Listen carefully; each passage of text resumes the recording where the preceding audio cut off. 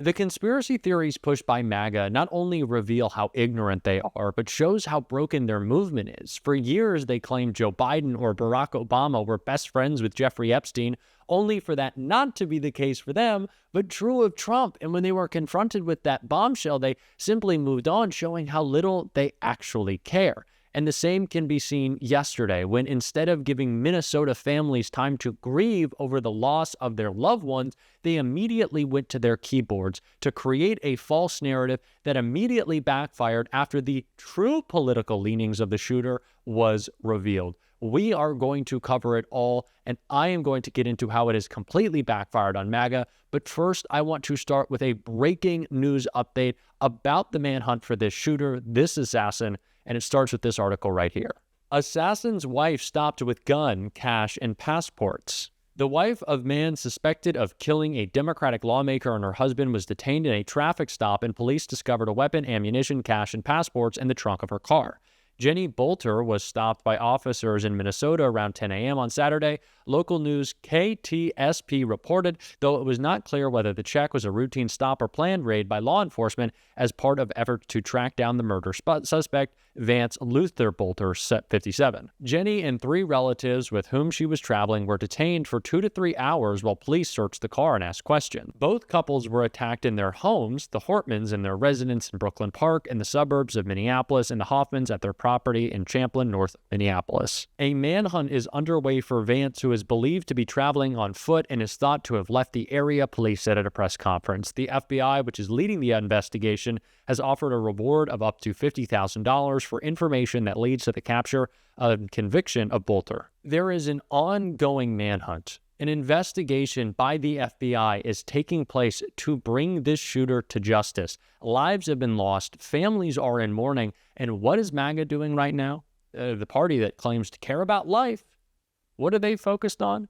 They're creating conspiracies right now to attack Democrats. Democrats who have just lost 2 members of their party. It's not even about politics. 2 people have lost their lives, and MAGA is focusing on conspiracies. Elon Musk is pushing this gross narrative. It demonstrates their lack of humanity, which is why, before we see this report about the actual political affiliation of this alleged shooter, which is blowing up in the face of MAGA, I want to hear from a representative in Minnesota who actually worked side by side for years with Melissa Hortman, honoring her memory. I want to take a look right here. State Representative Sidney Jordan, who sat next to Representative Melissa Hortman on the floor. Sidney, thank you so much for being with us. I'm so sorry for your loss. I wonder what is going through your mind right now. Thank you. It's been just an absolutely gut-wrenching day for myself, for everyone in Minnesota. And to answer the question about what's going through your mind, it's almost like there's no words. It's no real way to think about this. It's just a devastating loss for those of us that knew her as our colleague, for those of us who were lucky enough to count her as her friends, for her family, and for every single Minnesotan whose life she undoubtedly made better. In such an unsettling time, it is so important to ground ourselves in humanity, in empathy, and in care, which is the opposite of what we are seeing from MAGA right now. And of course, their leaders are engaging in the most foul smears. We saw Congresswoman Anna Paulina Luna retweet and then unretweet when she got caught a post calling this a false flag operation. And of course, Elon Musk was posting, which immediately backfired after the truth from a local news station came out. And I want to take a look at that right here. Responding to a post claiming that the shooter was a Democrat spurred on by the rhetoric of Tim Walz, Elon Musk wrote, "The far left is murderously violent." But that post from Elon quickly backfired as a local news report detailed the actual true political affiliation of the alleged shooter.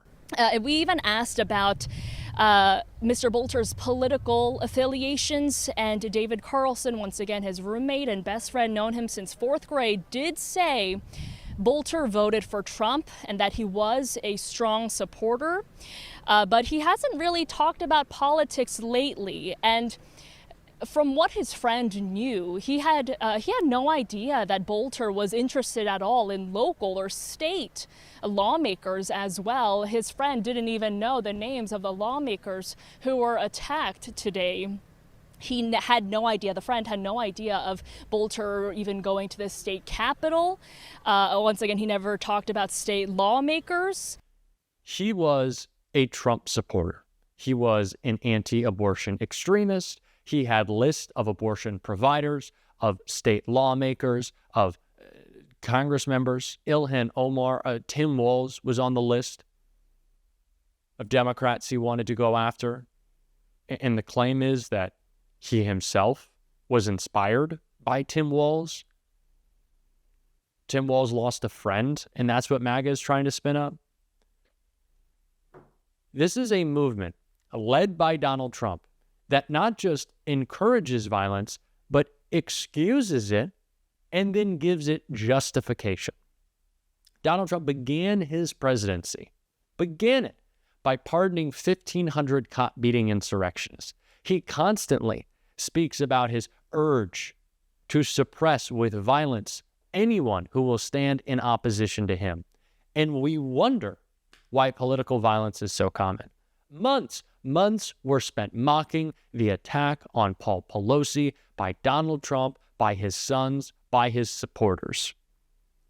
They excuse it and then they justify it as a means to protect their movement, because they quite literally view us, people standing in opposition to their attacks on our freedom, on our country, on those coming here to seek a better life, as less than human. So why else would we expect this to happen besides their rhetoric? But it's not just their words, the actions taken by the Trump administration to let anyone know who wants to, in their mind, fight for him, carry out violence on his behalf, then not only are they more than welcome, not only are they encouraged, but likely, if they do, they'll get off scot-free. That's the type of movement Donald Trump has built. It's terrifying. It is terrifying. We have to return ourselves to a place where we can understand collective humanity. And it's not what MAGA seeks to do, but it is our job to do so. This is not a when they go low, we go high type of situation. We're going to call this out. We didn't have to beat around the bush with it. MAGA's got blood on their hands. But we do have to meet this moment with empathy. And we do, in this moment, have to fight and present a vision that isn't just in opposition, but one that has an aspirational vision for the good that our politics can do. And someone who talked about that, someone talking about their state, was our DNC chair, Ken Martin, from Minnesota. And he spoke about the lives that were lost. And I think it's just important to take a look. But joining me now is Ken Martin. He is the chair of the Democratic National Committee. He's a proud son of Minnesota, and he is a friend of both the Hortman and Hoffman families. Ken, we are I'm so grateful for you to be here with us tonight, because this is so much going on around the country. But I know for you and for so many people from Minnesota, this is a very personal story, a personal night, a tragic night. And I just want to start by asking you to tell us a little bit more about Speaker Hortman and her husband, Mark. What should we know about them? Well, first, let me just say, Jen, thanks for having me on.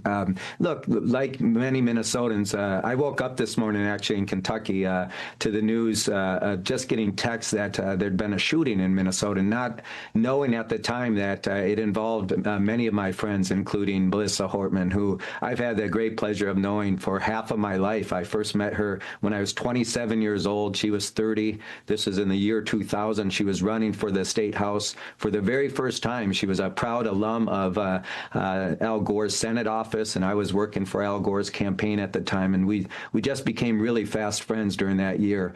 And I will tell you, she lost that race. She went on to run again, and she lost again, in 2003, I can't get this conversation out of my head because we were down in Iowa campaigning for John Kerry together. And as we were coming back to Minneapolis, driving that 3-hour trip back, she asked me about what she thought, what I thought about her running again. And, you know, I told her something that Paul Wellstone said, that the future does not belong to the cynics or those who sit on the sidelines, but the future belongs to those who believe in the beauty of their dreams and who are change makers. So Melissa was a huge change maker, just amazing. She did a lot for this state. You're going to make me cry, which is okay. It's incredible to hear about her and her husband and who they are and who they were. And it's just a reminder of the human beings that are just trying to be public servants and are targeted simply for being public servants, which is just it's outrageous. It's horrific. I want to ask you too, and please keep sharing more about Melissa. We can keep talking about that as long as you would like. I think people love to hear it. I want to say something more about Melissa before we get into how we got to this mess, because you know what? She was an amazing, amazing elected official, and she just persisted. She ran again in 2004 and won that race, and then really climbed the ranks within the state house. She was a fierce, fierce champion for working families in our state. And, you know, she obviously was one of the longest serving speakers of the House, but she also is one of the most consequential speakers of the House. You've heard a lot about the Minnesota Miracle. That she was the architect of that. That would not have happened without her vision, without her leadership, without her persistence in actually making sure that we pushed hard for an agenda that actually improved people's lives, that centered on working families in our state. As a result, we passed the largest child tax credit, free school lunches for children, paid family and medical leave, you know, the largest investments in our K-12 education system, early childhood education. You know, you can go down the list of things she did to actually center working families and children in the conversation. None of that would have happened without Melissa Hortman, and we all owe her a great debt of gratitude. Yeah, no question about it. There's some incredible stories about her leadership and what she did in the role and her time in public service. In your statement today, which struck me because it was so personal and it was also powerful, and you said these heinous murders are a reflection of the extremism and political violence that have been fomented in our country.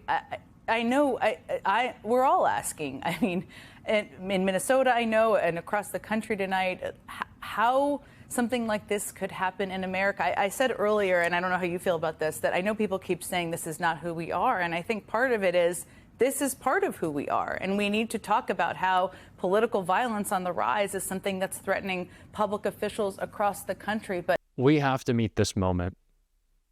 There is so much that it is going to take from us, just in terms of the sheer emotional and physical toll every day. But there is a better country we can build, although it seems so difficult every day. And I promise to use my voice the best I can to fight for it with you.